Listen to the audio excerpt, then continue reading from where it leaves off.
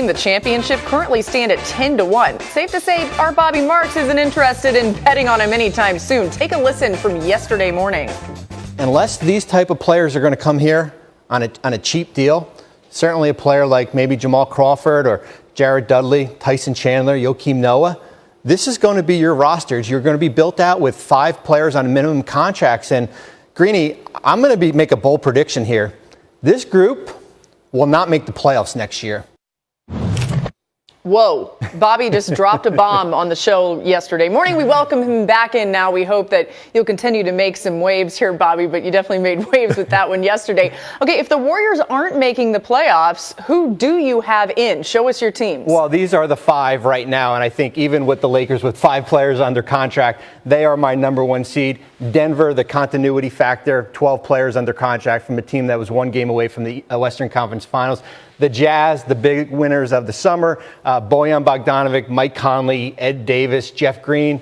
Portland with Damian Lillard and C.J. McCollum back. Added Hassan Whiteside this past week. Houston, status quo, brings back that starting 5. And I think, Laura, here's what we're looking at, right? 6, 7, and 8. And I think for 6, for me, it's Oklahoma City with Paul George and Russell Westbrook. Number 7, I'm never going to bet against San Antonio. 22 straight years making the playoffs. And number 8, the Clippers, with or without Kawhi Leonard. Returns basically the same group, 48 wins. And I think when you look at what's left, and we're not even talking about New Orleans here, you can make a strong argument for Sacramento. Certainly we've talked about Golden State and also New Orleans. I mean, New Orleans could also be potentially in play here too. Yeah, I agree with you on New Orleans. It just, every time I look at that and you just see the Warriors kind of sitting up there, not in, it is sort of shocking. Bobby, real quick before we let you go, have you gotten any backlash from that bomb you dropped yesterday? I did, and here's a funny story. So I got an email last night from my agent, from a Warrior fan who was willing to bet me $100,000 that Golden State would make the playoffs or would not make the playoffs. I asked if we can do maybe 10-1 here, and maybe I get $1 million, he gets $100,000. I'm a little bit nervous because my wife would not be happy because it's the college tuition for the kids. So that email kind of went in the that email was deleted at midnight last night. Can I jump in here, Bobby? If you can hear me, it's Greeny. And there's one team that you left out of this conversation entirely that we were talking about in our meeting this morning. You don't even have them as one of the options. And a team that I think is ready to make a move in the Western Conference is Dallas. You do not have the Mavericks even as part of this conversation? I don't yet. I think they still have, they still have about $22 million in room, and we don't know. Certainly Kristaps Porzingis will be back healthy. But yeah, with Porzingis and Luka Doncic, we'll see what else they can add. They added Seth Curry here, possibly Danny Green. I think you might be seeing to Dallas even today or maybe even tomorrow. But yeah, I mean, we can talk about Greeny. This is deep. I mean, Phoenix, Minnesota, teams like that. They all got better here. There's not a team that's gotten worse. And really, about Golden State, it's really about the Western Conference and the Klay Thompson factor. All right, Bobby, so well done. And we'll have you back on the program a little bit later. You're going to go through some of the other deals and sort of rate them. Good money spent, bad money spent. So we look forward to that. In the meantime, let me take it here to the table. You saw his list. In order to take the Warriors out of the playoffs, you see who he's putting in. Are you buying or not? I really like the Clippers. I do. I think they had a great year, but part of the reason why it was so amazing is that it was just impressive the way they finished the season.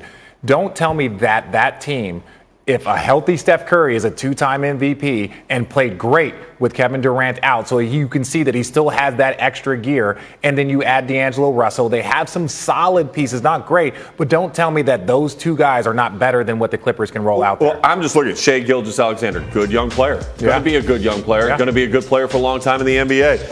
Gallinari, Patrick Beverley, you're telling me those guys are better than Draymond Green, Steph Curry, D'Angelo Russell, Kevon Looney? Understanding that system, there's no chance. I am sorry. There is no chance. The Warriors, we are all jumping off the Warriors bandwagon way too quick here. Look, and injury is always the X factor in everything. And one of the conversations I've heard about these Warriors is, well, one injury to this guy or one injury to that guy. A lot of teams could be put in that category. Barring a significant injury, are we also underselling the Steve Kerr factor here? Steve Kerr is, at this point, by record, one of the greatest coaches in NBA history. Now, he falls under the Phil Jackson category that a lot of people will say the situation was tailor-made and handed to him. Right. He can really prove something this year as he mix and matches new pieces and obviously without some of the star power that he's had in the past. What do you think of the Steve Kerr factor in this? I mean, look, Steve is a great coach, and I obviously am going to respect the fact that he's going to be able to coach these guys up. But I think to Bobby's point, this is kind of a bet on the depth of the Western Conference, right? Where there's probably those 5 teams that are a cut above. And then the Warriors are probably at the top of that next group,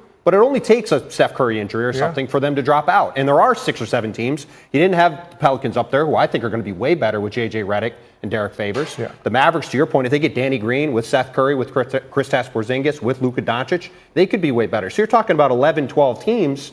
If they're all in the mix, it doesn't take much to fall out. Right, but if we're talking about that mix and we're talking about injuries, okay, fine. Russell Westbrook goes down with an injury at OKC. What do they look like? Well, we saw what happened with the Lakers. We saw what happened with the Lakers when Bron went down. So, then that's my point. I assume that everyone's going to be healthy.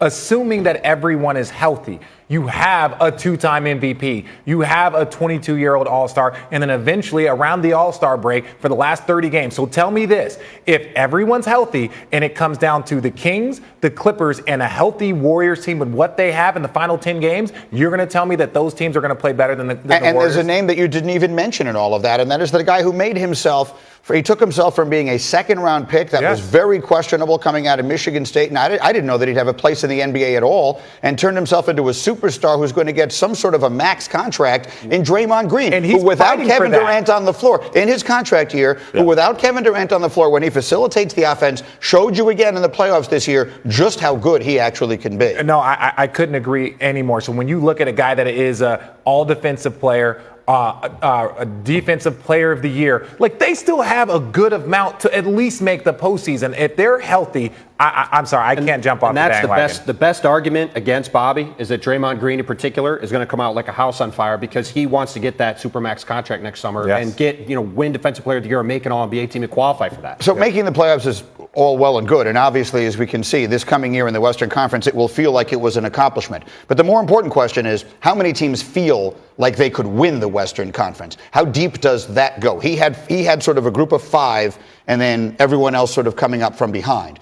Do you think all 5 of those teams have a legit chance to win the Western Conference? That was the Lakers, it was the Rockets, it was Portland, Utah, and Denver. I would say right now Utah, Houston, and if the Lakers get Kawhi, I would say those are the 3 teams that I put. The Lakers without Kawhi, you do not believe have a chance? I think they have a chance, but I think that they're obviously going to be a cut above at that point. I think there is. I think Denver is one of those teams. Utah is one of those teams, mainly because I think those teams can just go full steam ahead. Yep. They want to get best record. They want to fight for that. I think the Lakers will be doing load management for everybody all season long. I think there's 4. I would drop Houston off of that list. Me too. I think that Houston is a very combustible team right now, and they're trying to figure out who they're going to trade. They just have to keep this team together. If they keep this team together, they can be really good. They haven't broken it up yet. But the window on winning a championship has shut, my friends. I'm sorry. You can see on your screen there, we'll be back at 4:30 Eastern time this afternoon on ESPN, and then immediately following us, it'll be time for SportsCenter at 6 Eastern. The Kevin Nagandi and Al Duncan with the latest on Kawhi. They'll have UFC light heavyweight champ John Bones Jones answering questions